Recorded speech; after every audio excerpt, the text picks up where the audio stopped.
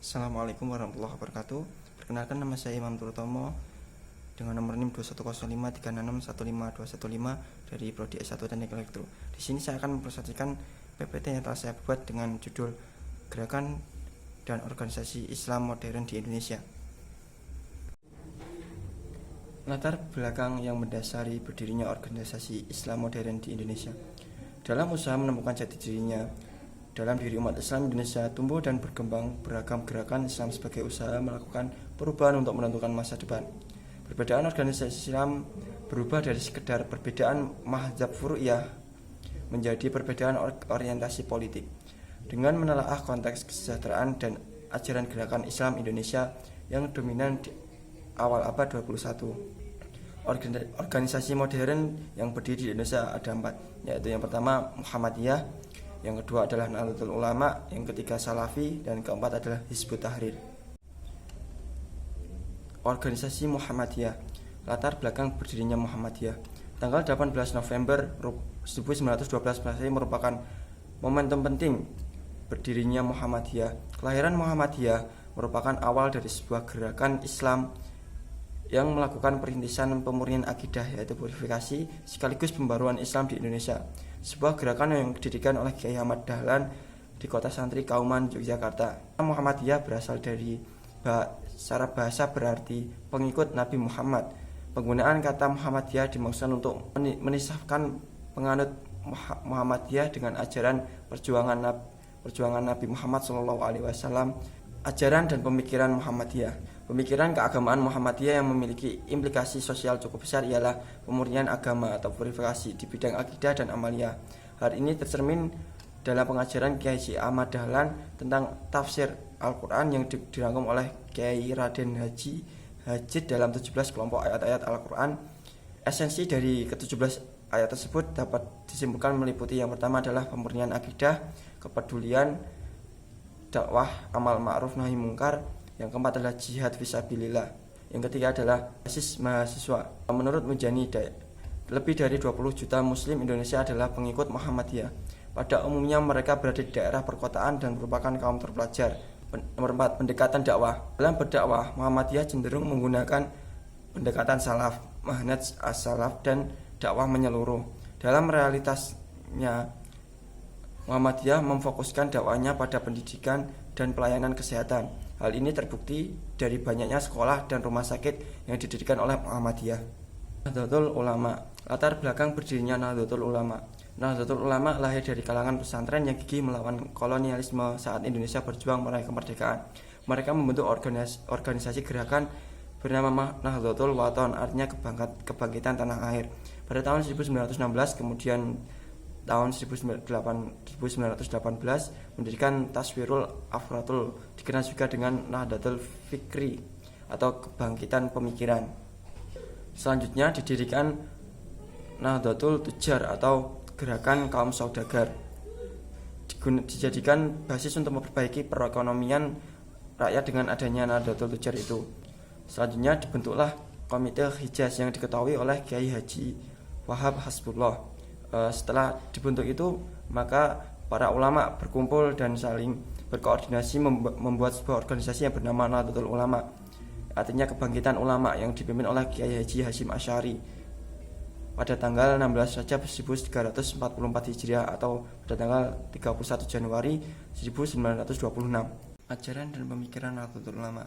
Nahdlatul Ulama menganut paham Ahlussunnah wal Jamaah atau pengikut sunnah Rasul dan para sahabatnya, atau disingkat dengan Aswaja. Aswaja adalah sebuah pola pikir yang mengambil jalan tengah antara ekstrim akil dengan kaum ekstrim nakil, yakni tidak hanya berpegang teguh pada dalil Al-Quran dan Sunnah, tetapi juga menggunakan kemampuan akal ditambah dengan realistis empirik. Cara berpikir semacam ini dirujuk dari para ulama terdahulu, yaitu dalam bidang tauhid mengikuti Abu Hasan al-Asy'ari dan Abu Mansur al-Mardudi. Dalam bidang fikih mengikuti 4 imam mazhab, yaitu Imam Hanafi, Imam Maliki, Imam Syafi'i, dan Imam Ahmad bin Hanbal. Dan dalam bidang tasawuf mengikuti Imam Al-Ghazali dan Junaid Al-Baghdadi. Secara organisatoris dibuktikan dengan kepemilikan kartu anggota, sedangkan masa jamaah adalah penganut NU yang loyal mengamalkan ajaran meski tidak memiliki kartu anggota. Menurut hasil penelitian Munjaini, sekitar 48% muslim di Indonesia adalah kaum santri, yaitu sekitar 51 juta muslim Indonesia. Bila berpendapat bahwa basis sosial dari NU adalah pesantren tradisional, petani, desa, dan pedalaman. Pendekatan dakwah. Dalam berdakwah, Nahdlatul Ulama banyak menggunakan pendekatan kultural, yaitu berdakwah dan dengan menjadikan budaya masyarakat setempat sebagai instrumennya serta mengkoordinasi dan melestarikan budaya masyarakat selama tidak bertentangan dengan ajaran Islam. Yang ketiga adalah Salafi. Latar belakang berdirinya Salafi.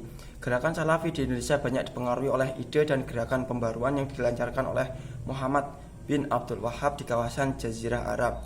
Ide pembaruan ini diduga masuk ke wilayah Nusantara pada awal abad ke-19. Ide pembaruan ini secara relatif memberi pengaruh kepada gerakan Islam modern di Indonesia yang lahir kemudian seperti Muhammadiyah, Persis Persatuan Islam, dan Al-Irsyad. Ajaran Salafi. Setidaknya ada 4 ajaran penting dari gerakan Salafi modern, yaitu yang pertama, upaya-upaya yang mereka kerahkan salah satunya terpusat pembersihan ragam bid'ah yang selama ini diyakini dan diamalkan oleh berbagai lapisan masyarakat Islam. Yang kedua, mereka memandang keterlibatan dalam proses politik praktisi seperti pemilihan umum sebagai sebuah bid'ah dan penyimpangan. Yang ketiga, mereka cenderung kooperatif dan dalam menyikapi gerakan yang ada dalam bingkai nata awan fima itafaku alaihi was natasi fima itakafi. Yang keempat adalah mereka meyakini adanya larangan melakukan gerakan separatis dalam sebuah pemerintahan Islam yang sah. Basis massa. Jumlah pengikut Salafi di Indonesia masih sangat sedikit bila dibandingkan dengan Nahdlatul Ulama dan Muhammadiyah. Pada umumnya mereka adalah alumni pesantren atau majelis yang diasuh oleh para ustadz tamatan sekolah di Timur Tengah. Pendekatan dakwah.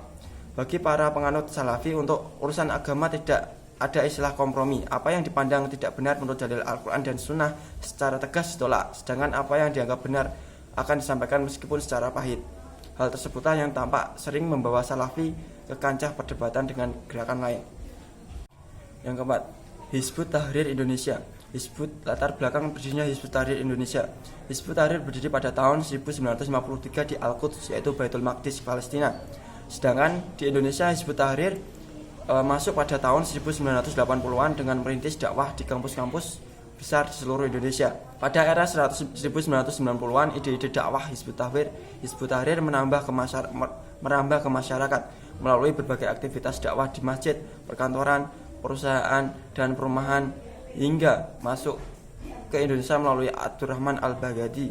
Kemudian Hizbut Tahrir dibawa oleh Mustafa bin Abdullah bin Nuh. Dialah tokoh yang mendidik tokoh-tokoh Hizbut Tahrir di Indonesia seperti Ismail Yusanto dan tokoh-tokoh Hizbut Tahrir Indonesia lainnya. Ajaran dan pemikiran Hizbut Tahrir Indonesia. Ada beberapa ajaran yang diyakini benar oleh para pengikut Hizbut Tahrir Indonesia. Di antaranya adalah yang pertama, menegakkan syariat Islam dalam setiap aspek kehidupan. Yang kedua, mengupayakan berdirinya negara Islam global atau khalifah yang dipimpin oleh seorang khalifah. Yang ketiga adalah mengharamkan segala bentuk instrumen demokrasi, termasuk pemilihan umum, pemilu yang dipandang sebagai produk pemikiran barat atau kufur.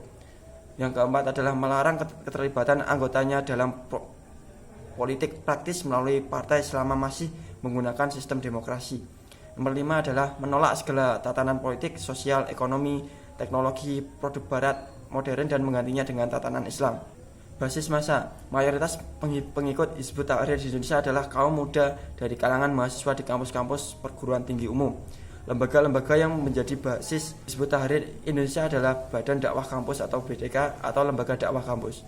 Pendekatan dakwah. Pendekatan yang ditempuh oleh Hizbut Tahrir dalam berdakwah adalah pendekatan demonstratif, publikatif. Maksudnya adalah berbagai macam pendekatan yang dilakukan untuk menarik perhatian masyarakat melalui media cetak, media online, dan media elektronik dalam bentuk penyebaran buletin, Jumat, brosur, dan lain-lain.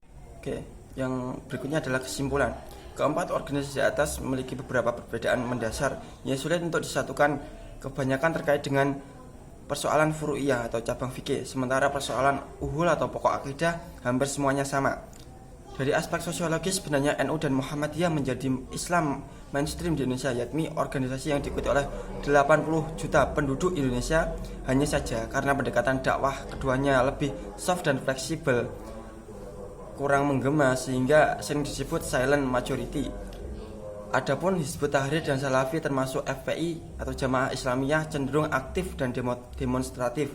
Ketika muncul penyerangan Israel dan Palestina, maka keterlibatan kedua kelompok terakhir ini sangat terlihat dalam protes dan demonstrasi kepada pemerintah maupun pihak-pihak terkait. Namun jumlah pengikut kedua kelompok ini tidak lebih dari setengah massa NU dan Muhammadiyah. Oleh karenanya sering kelompok ini disebut sebagai louder minority atau minoritas yang lantang. Sekian, terima kasih presentasi dari saya. Apabila ada kesalahan, saya mohon maaf sebesar-besarnya.